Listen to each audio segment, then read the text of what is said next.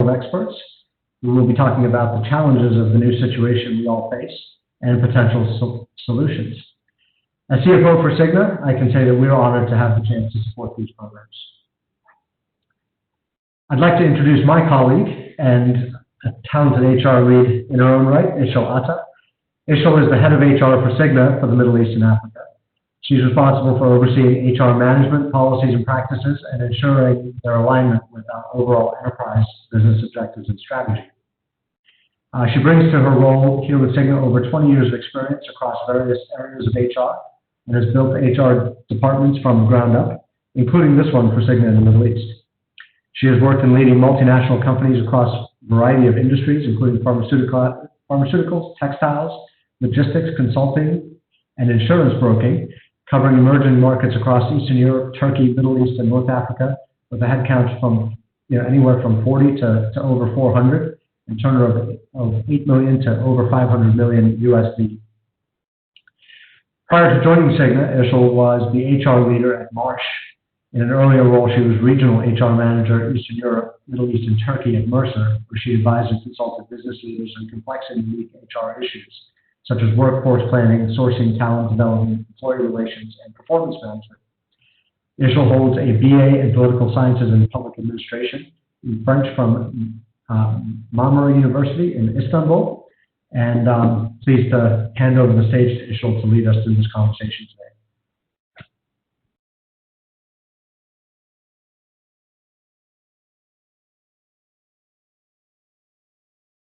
Ishal?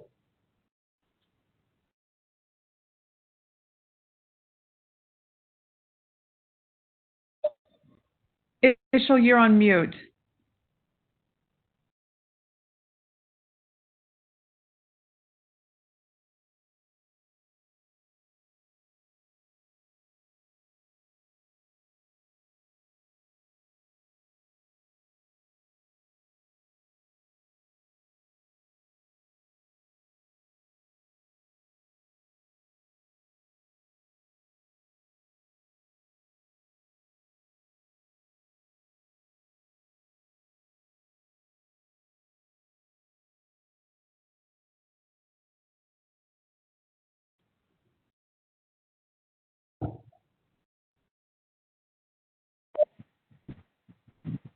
Hi, Ishal, are you able to speak?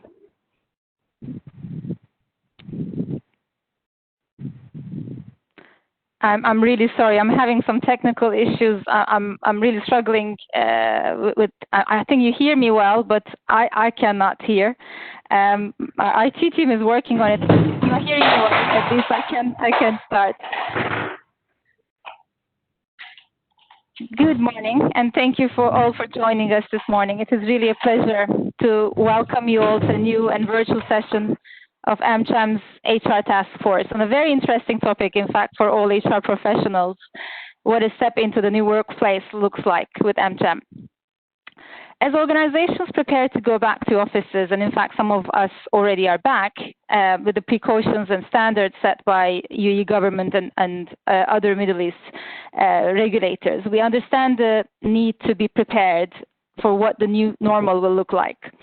Through the webinar today, we hope to focus on and address what it means to go back to work and how changed the surroundings will be.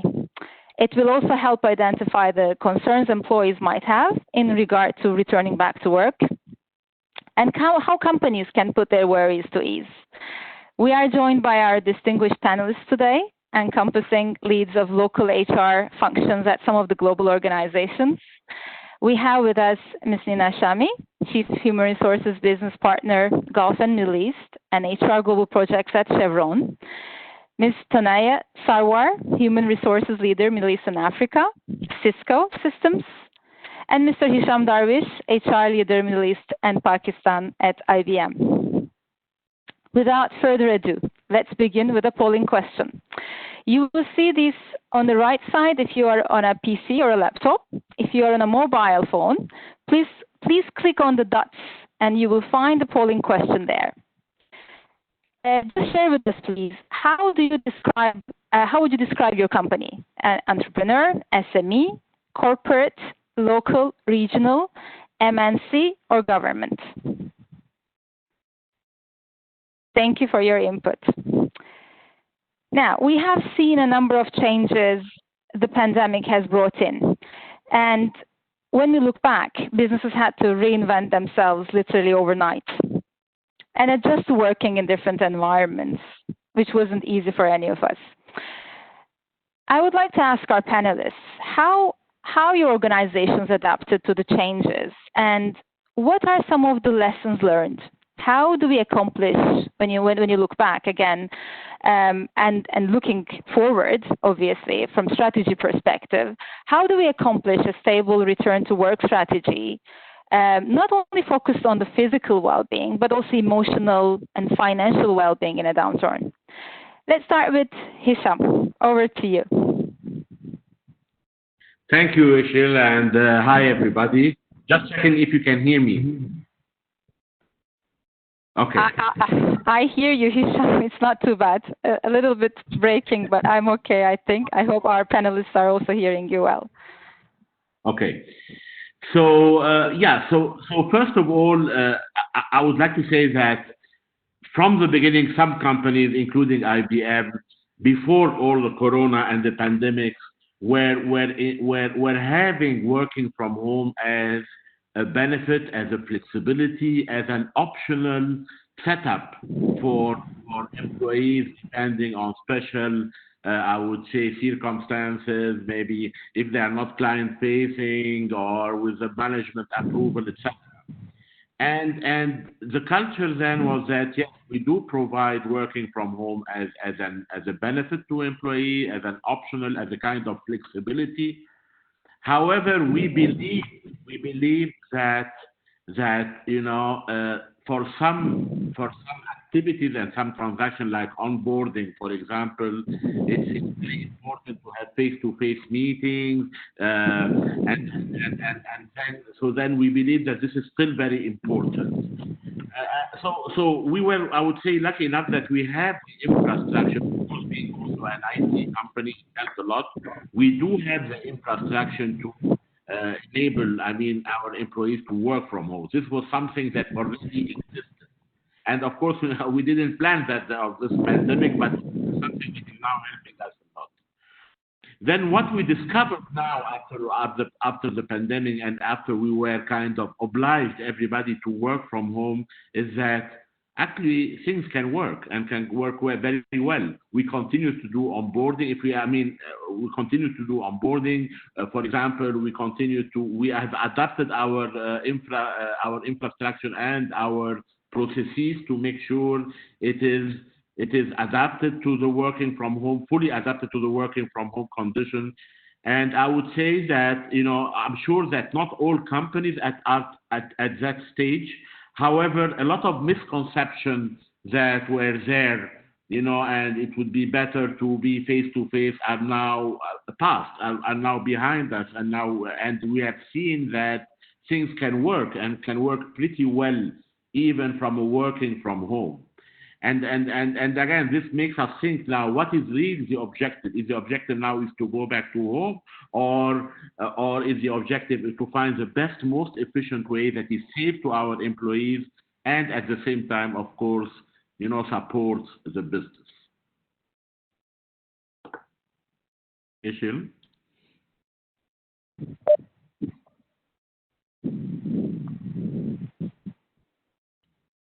I'm so sorry. I'm still struggling to hear, but I think we can move to Nina. Nina, how has Chevron adapted to the change overnight? Sure. Good morning, Ishil, and good morning, everybody on the call. And I would like to thank you for Ishil and for the introduction. And it does give me a great pleasure to be here with you today. Let me just start by just saying Chevron's vision is to be a global energy company that is mostly admired for its people, partnership, and performance. So people are always a priority for us. And therefore, during this pandemic, and what we started with start of this pandemic back in March 15.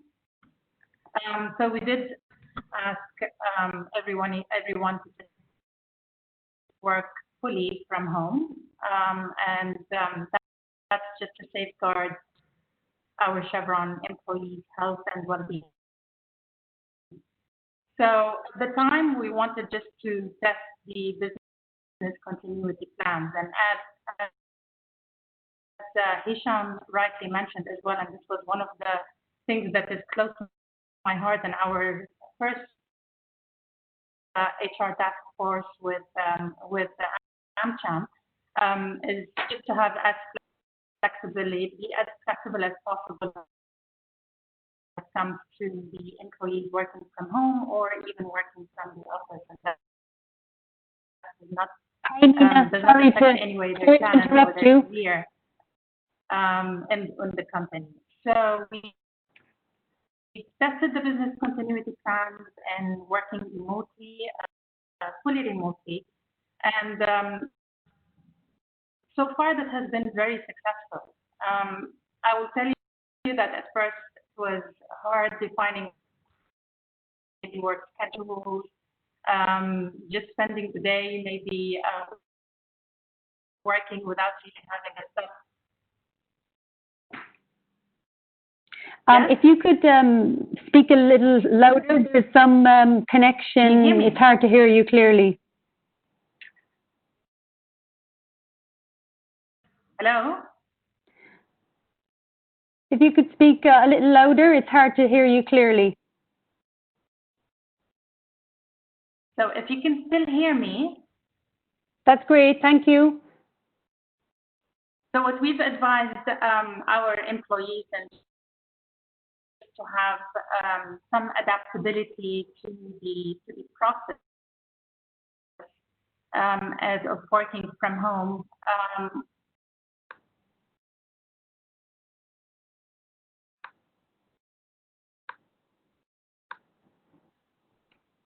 Sure. I'll tell everybody that at first.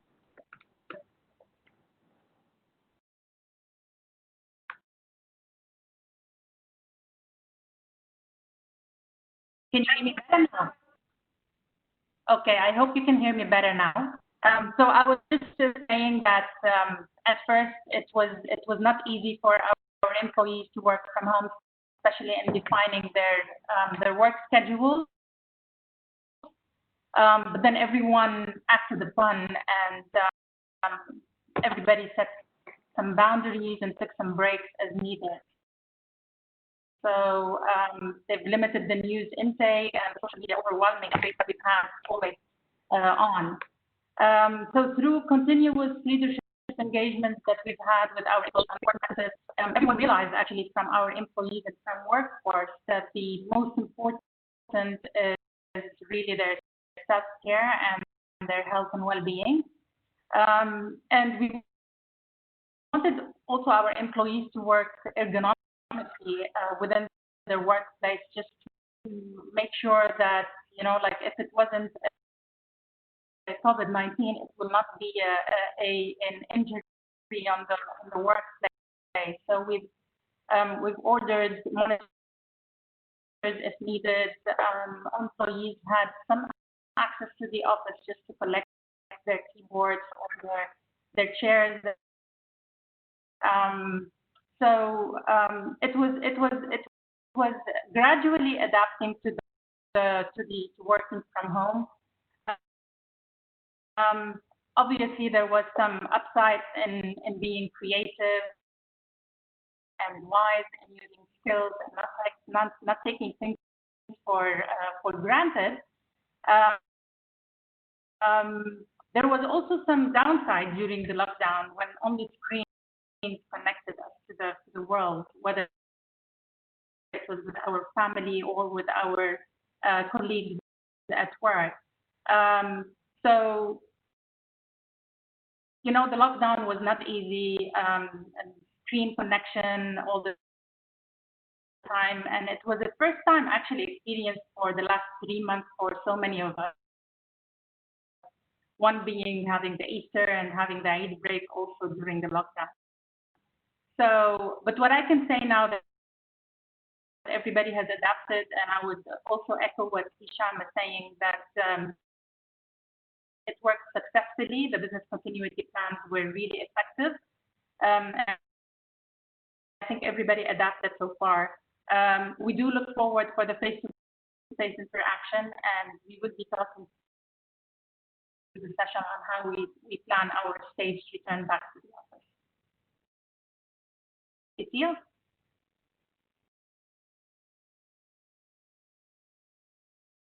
Hi, everyone. I've just closed the videos to ensure connection and hearing is better.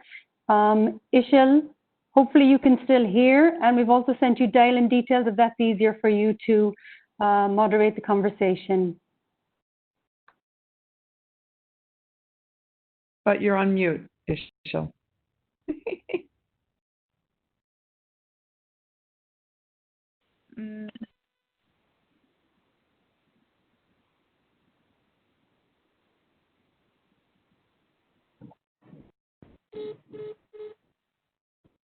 Hi, Ishil, can you speak?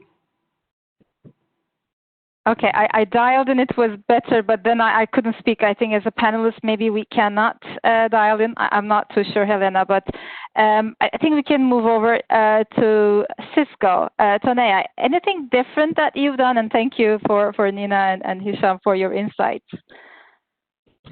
Thanks so much, Ishil, and everybody else for joining the call. Nothing really substantial to add over what Nina and Hisham have already shared. I could probably just emphasize what Hisham was saying in terms of the environment that Cisco was prior to COVID, and that was, we're essentially a networking company. We're very used to being connected, and, we're selling our collaboration tools across the world so that other customers and enterprises can also remain connected. Interestingly enough, though, although we feel that we are very well positioned in terms of how can we leverage collaboration at its best, we also had some learnings for ourselves as an organization. I think the whole notion of expanding connection so that we can incorporate social aspects of conversations, not just business, became normal. I also saw that we had much more empathy for well-being, whereas it was very much kind of always business-led conversations. And I think human beings became much more comfortable about being seen as human beings. So, whether you have the children walking into the rooms, whether the background is not as professional as you would have liked, it's okay. And I think just to be able to see each other as human beings first and foremost was a very different dynamic, right? We are essentially a multinational. We've got very corporate type expectations, but a lot of that guard came down. And I think the other point I'd like to make is that there was much more transparency from the senior leadership team. So, Cisco is a 75,000 employee company. And when we would hear from the executive leadership team, it would be very structured. It would be in a very kind of timeline manner. And the agenda topics would be very, sort of months in advance in terms of the preparation. What we saw over the last few months is a weekly check-in from the ELT. It was not scripted. It was top of mind. It was fluid. We were trying to be innovative in the moment. And this has also now created almost a culture shift in terms of what we're expecting from our leaders. We may not have all the answers, but what we need is to solution together. And I think this has now fostered an environment of innovation and creativity coming from grassroots. We're all in a situation where it's not clear what the future could look like from a business perspective. So we're open to receiving feedback, getting ideas, being innovative together. And the executive leadership team are role modeling that for us. So definitely shifts in our culture, definitely shifts in the way we want to embrace the new way of working and collaborating with each other and continuing to foster the innovation. Back to you, Ishil. Thank you so much. I hope you hear me well. I hear you very clearly now, and I'm really sorry for the inconvenience. And thank you, all of you. I think those were some great insights. And as we move to the next phase of work during COVID-19, it is imperative to know the challenges faced when it all began, right? And as all of you mentioned, adaptability is extremely important, and pandemic forced us to step out of our comfort zones, again, almost overnight. As we move on, I would like to ask our panelists what changes they expect as the workforce starts coming back to the office. It is also important to discuss, I think, who can return to the work site in these conditions. And I think more than physically, how are we returning mentally? Over to you, Nina. Thank you, Ishil. Yeah, well, it's as you rightly mentioned, Ishil, mentally is important, is actually more important than returning on a physical stance. So what we've done is at Chevron, we've launched a global well-being health survey, just to test the situation and test our employees' well-being. And the results actually were fascinating, and it was very insightful actually to see a real-time sensing results of the majority of our employees thinking that we do care about their well-being. We are doing a good job in communicating, and as Sonia said, just being very visible, being very transparent on what goes behind the scenes, just to make sure that we take decisions along with our employees and feeling that they are included in our decisions rather than excluded. So the employees felt that the support needed from supervisors as well as from the management and the crisis management team, the response was really good to the situation. So it was all based on a trusted decision to have our employees going back to workplace. So we say going back to workplace rather than going back to work, knowing that everybody was working, but just the fact that we're working from home, now we're going to be working from the workplace. So we're going to be using a staged approach, maintaining the flexibility that we spoke about.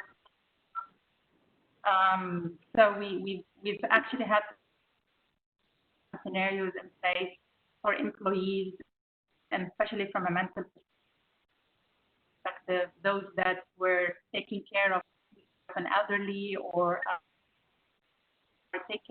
caretakers for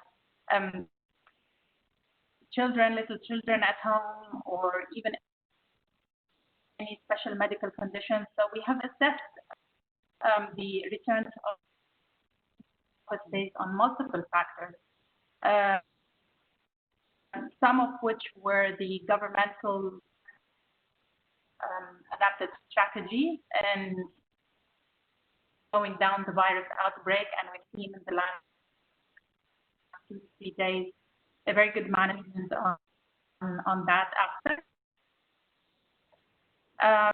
Our enterprise health as well concurred to the return to office upon testing the situation.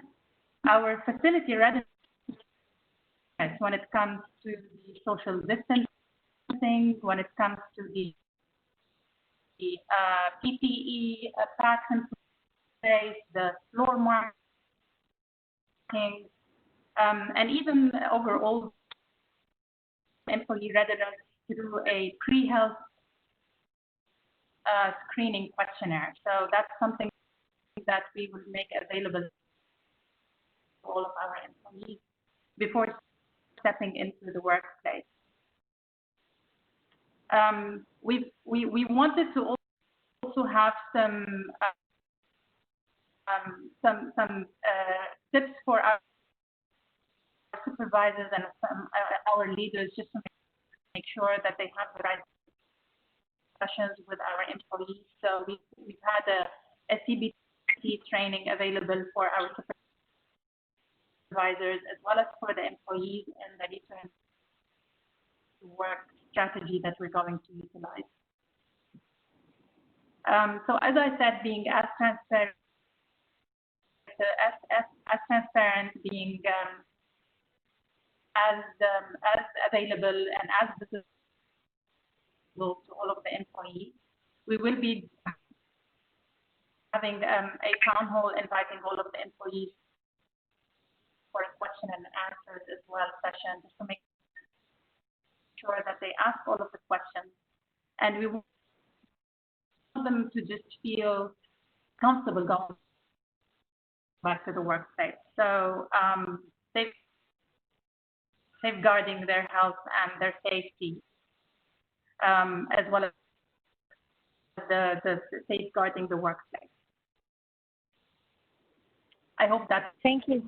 Yeah, answers your question. That's very detailed. Thank you so much. In fact, you did mention about the PPE, and I think masks is another concern that for long hours, how will our employees will work in masks? Is there anything that, before we move to our other panelists, anything you would like to share with us, if there's any plan about that specific area, any precautions being taken for this?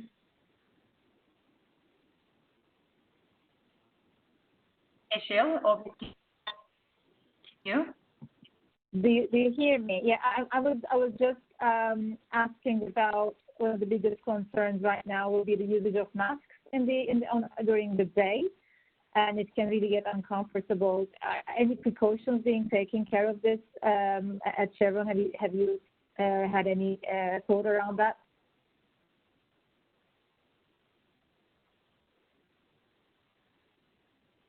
Do you hear me?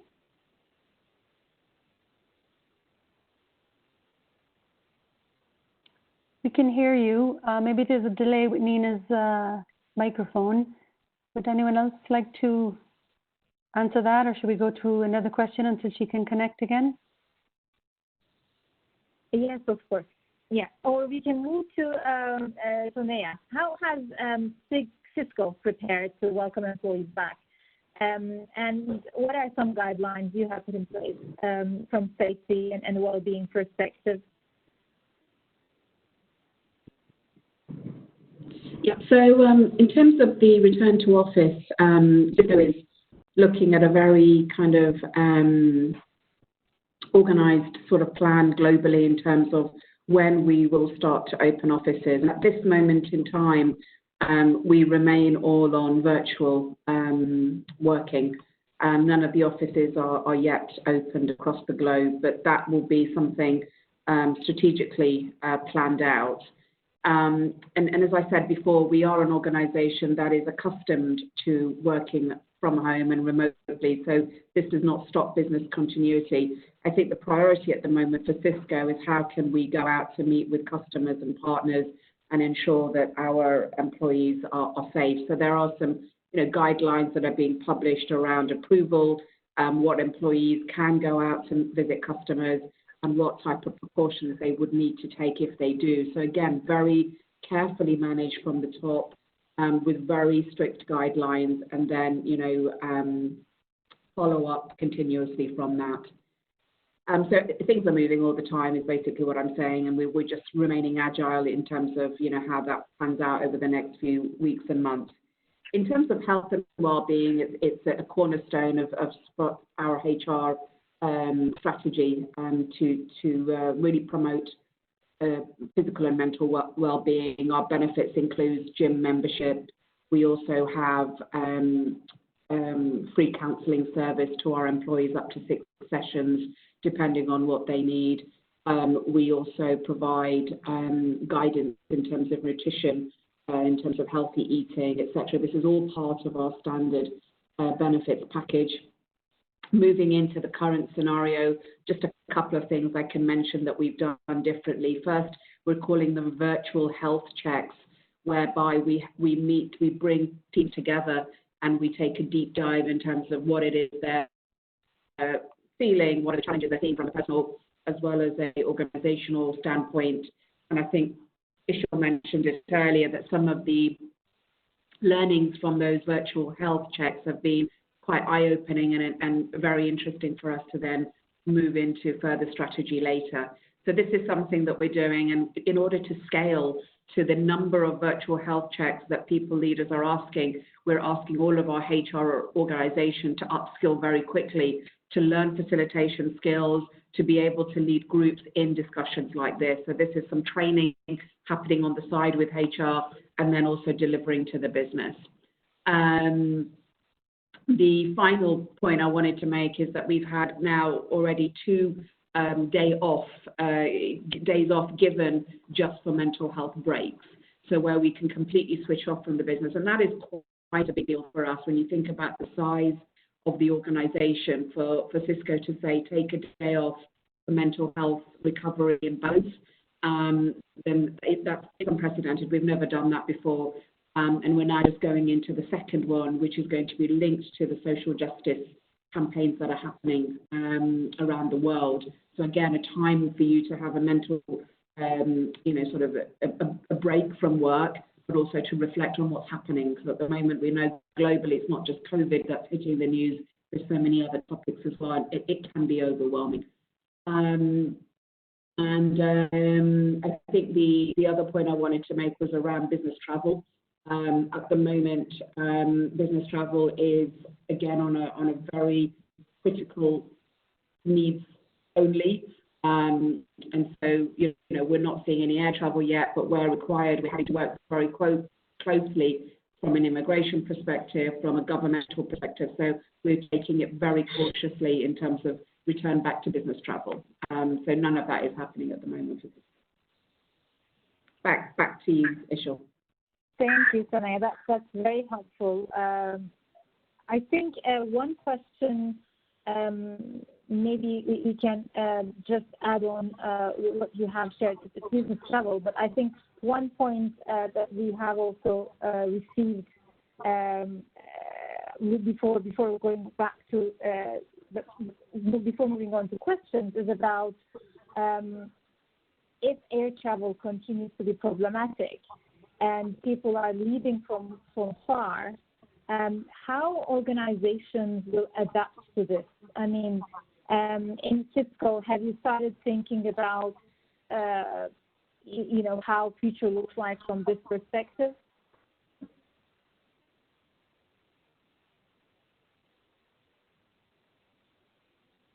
Sanaya, did you hear me?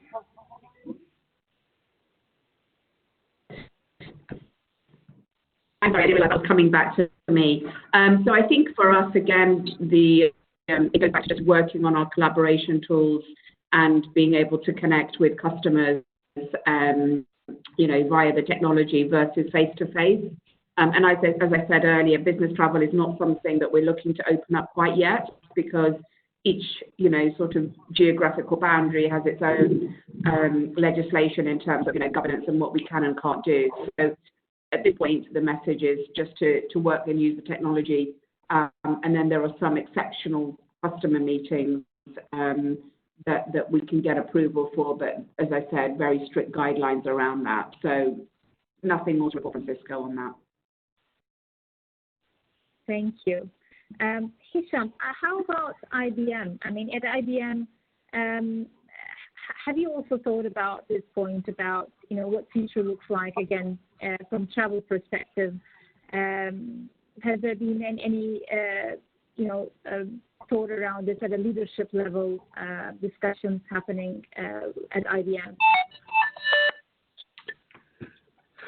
Yes, definitely. This is a topic that has been discussed and thought about because, I mean, actually coming the summer vacation, and again, we're entering in the timing where I mean, employees are used to, this is where they start planning their travel. But again, giving all the uncertainties and giving also our commitment to clients, and the problem might not be as much as to travel out, but the problem might be how to come back, and all the restriction and the ambiguity and unpredictability of. So we are not encouraging traveling during this period. And again, we want to keep this only on very restricted cases where there is a compelling reason to travel, like medical reason, for example, or like any family emergency. However, our position is that for now we are not encouraging any travel. And again, any travel needs to have, accounted the risk. What will happen if the employee is not able to come back and to meet clients? So we need to think of, what would be the setup then. And again, we need also to consider that there are some tax considerations in some countries that prevent them from working from one country for another country. So all those are complications that, based on which we are not encouraging, I would say, elective travel during this period, and until we have more fluidity and on the travel into airports, etc. Thank you, Hisham. As we move on, I believe it is also imperative to address some of the fears the workforce has due to the current situation. What does a new normal look like? How can we really enhance this experience? And we've already talked about mental, physical health, job security, financial security. These are the other questions they might have in their minds. So another insight I would like to share is that the pandemic has blurred boundaries between professional and personal life, which resulted in longer workdays.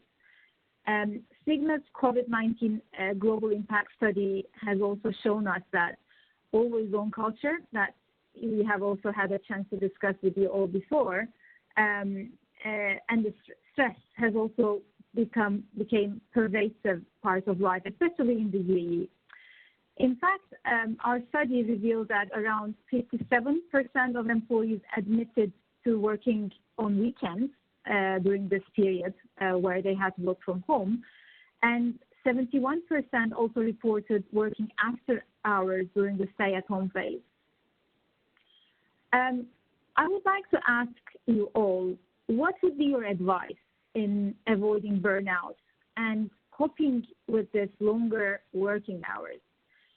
And I think from business perspective, while we are really concerned about health and well-being of our employees, how do we retain productivity levels, which is always a challenge?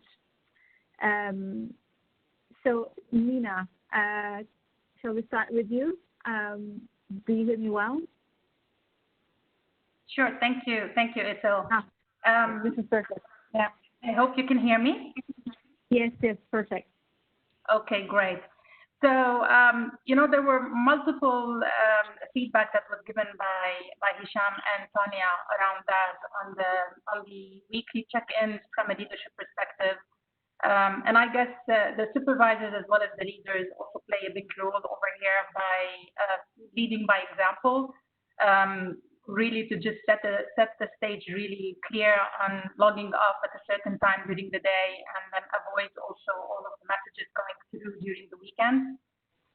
There was during those check-ins that the leadership team also, as well as the extended actually leadership team, had from a supervisory level as well as from a leadership level with the employees, advising them on the breaks that needs to be done, on utilizing the working hours efficiently rather than extending it further, having the time to enjoy it with their families, having the time to exercise We have even done a lot of our XYZ team within the company had also a lot of engagement when it comes to different exercises that we have done along with the larger teams just to make sure that this practice is applicable while working from home.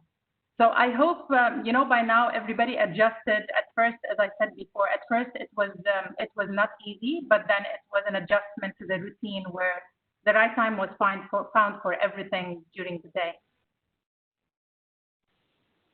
Yes, true. It has been a long period, but I think it was really interesting that, you just can't stop working. It's just there's no commute for people that, they know that, okay, this is the time where I stop.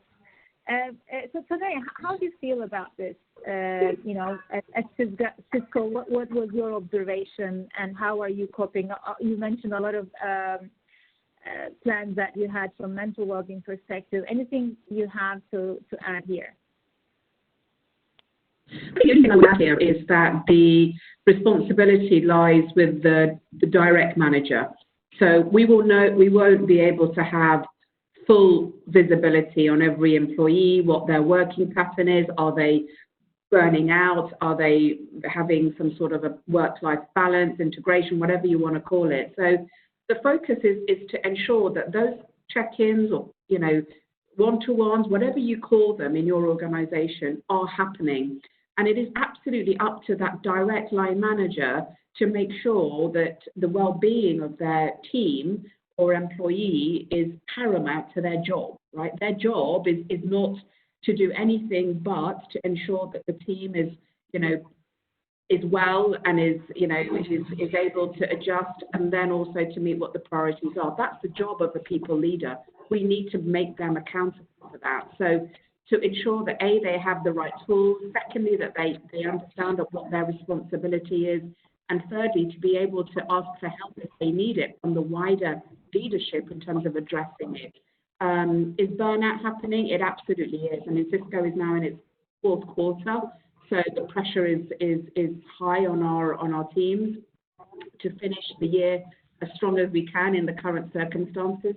But it doesn't mean then that we neglect, sort of the well-being of the people. So for me, it's clear. It's the people leader, it's that direct line manager, and we as a leadership team, as HR, as whatever, needs to make sure they are equipped, they have the right expectations, and they are accountable to ensure that we are, checking in individually with every single employee.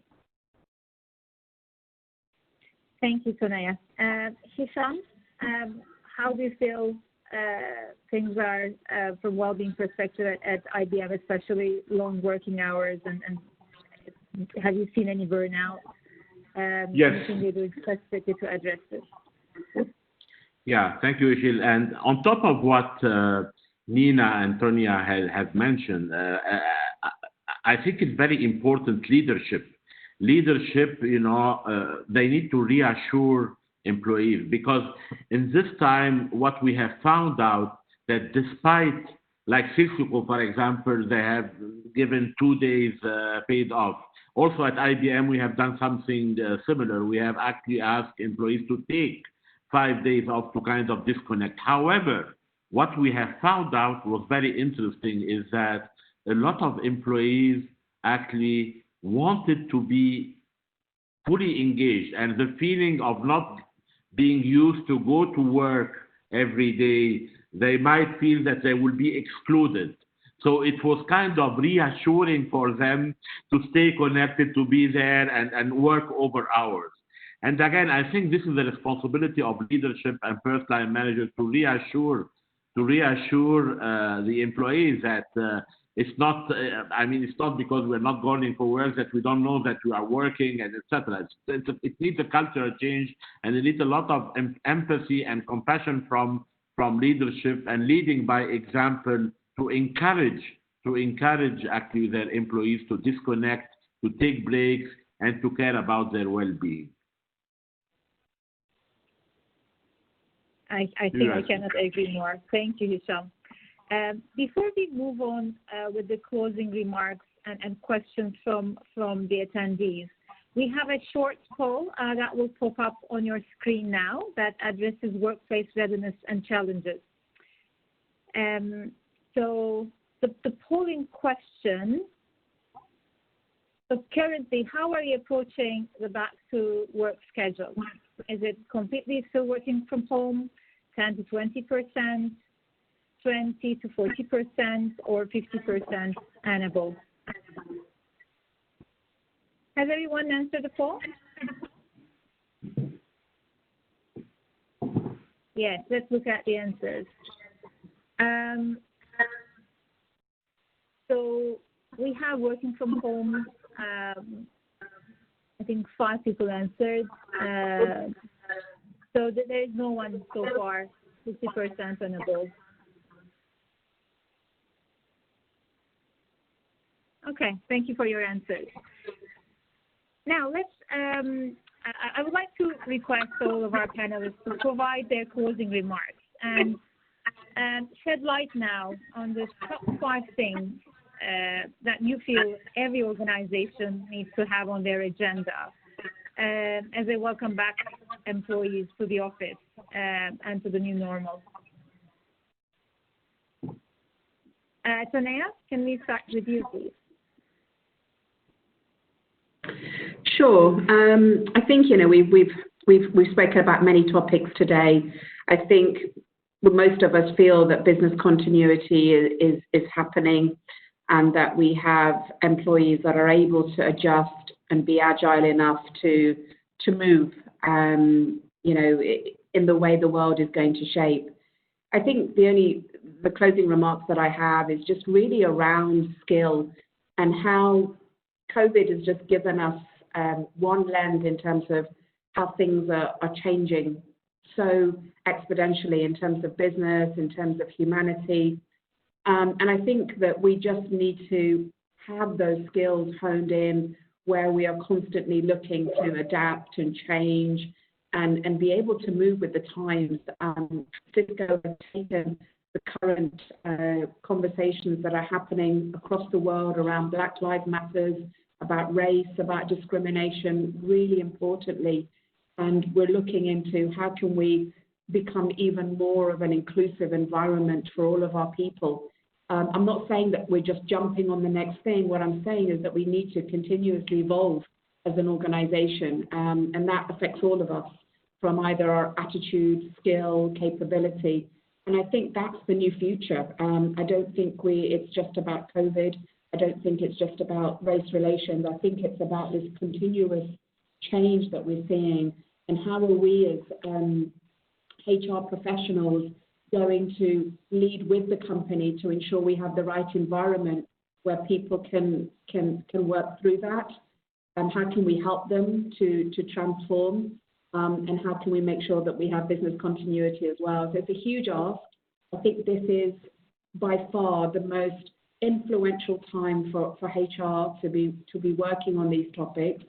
I think, for us to be front and center in these conversations with the leaders, guiding them, working with them, strategizing with them is our time. So that's my closing remarks. This is for all of us to embrace, and I think this is just the beginning. Thank you all so much. Thank you so much, Tanea, for your insights. Hicham, can we get your final remarks? Thank you. Yeah, sure. So first of all, I think it's very important that it's not about, we need to be very clear on what are the objectives of return to work. We have seen now that a lot of things, we can leverage technology, and many things can happen very efficiently, while working remotely. So we need to be very clear on what is the objective, and again, prioritize, put priority first on the safety of our employees. So this is number one. Number two, definitely we need to start gradually in a phased approach. At IBM, we are planning phase 1, phase 2, phase 3. We are not yet at phase 1. So phase 1 would be only to allow those that have really essential and critical to be on site, and where productivity will be impacted if they don't go to workplace, only those will be allowed to go, and this will help also the organization learn. It will be a pilot and make sure it adapts itself and takes a safe approach. It's also very important to reassure our employees that we are taking the right step because we care about them, and not rush just because the government allowed, maybe for economical reasons. That does not mean that we need to now everybody go and rush to go to the workplace. Number three, of course, it goes without saying, have the workplace ready. And have the workplace ready means a lot of things. It means, of course, observing social distancing. And now we need to realize that by observing social distancing, maybe the capacity of the workplace is not enough now to take everybody. So we need, again, to have that mindset of who really needs to go to work. You know, having social distancing, making sure people wear their mask at workplace, which is not evident, by the way, and ensuring there is a kind of screening for temperature, and there are, those thermal thermometers available also. Very important also is to consider employees with special challenges. Okay, maybe we will allow employees to return to work, but remember, schools are not also taking yet kids. So parents cannot leave their children and go back to work. So this is a challenge. Also, we need to consider people that at higher risk of coronavirus, like people like elderly, over 60, 65 years, or people with some pre-existing medical condition where it's more challenging for them to return to work. So I think a lot of consideration needs to be there. It's more prudent to be on just really on need basis and on the phased approach. Thank you. Thank you, Hisham. And Nina, over to you. Sure. Can you hear me? Yes, very clear. Perfect. Thank you. So I guess my colleagues here said a lot and said all the right things. I think the top 5 tips that I would be thinking about would be, it's worth it to always invest in the employees' wellness and building a culture of trust.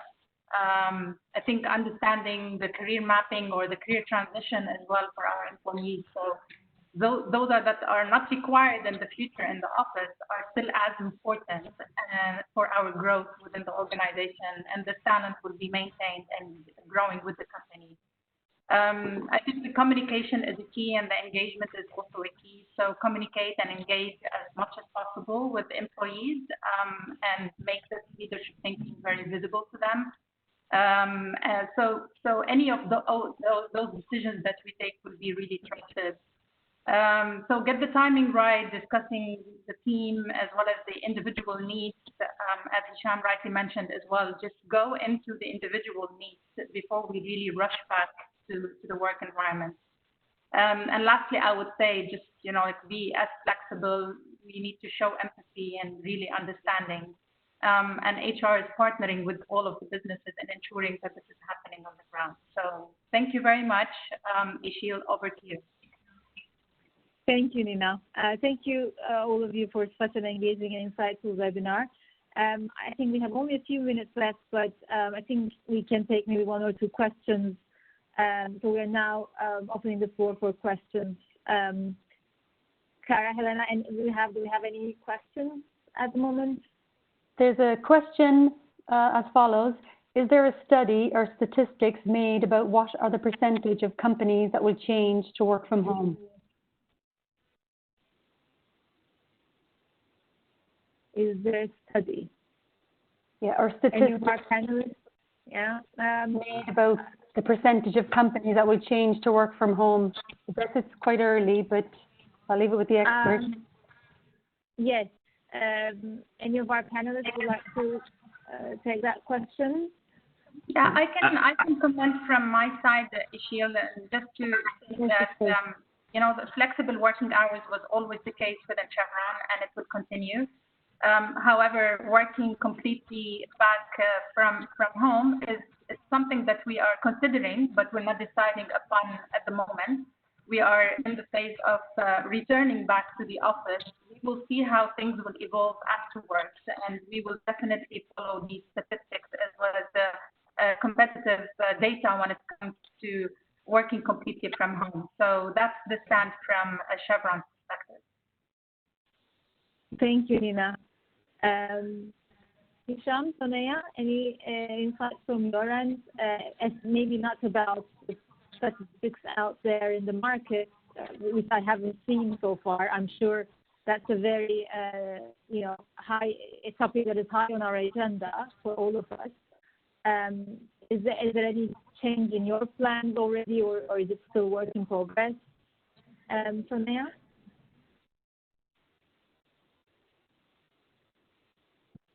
I think the question was around statistics in general. I think it's too early to call it, so nothing from my side.